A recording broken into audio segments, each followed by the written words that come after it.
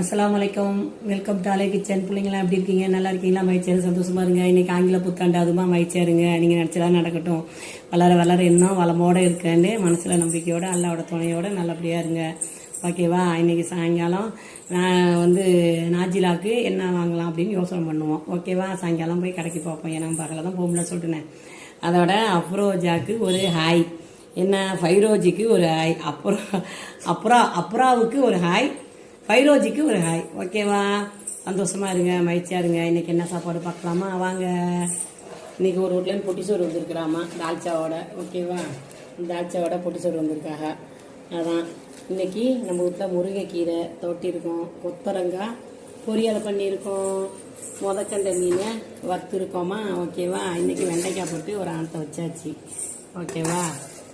அவ்வளோதான் இந்த சமையல், அவ்வளோதான். வாங்க சாப்பிட. வெல்கம்.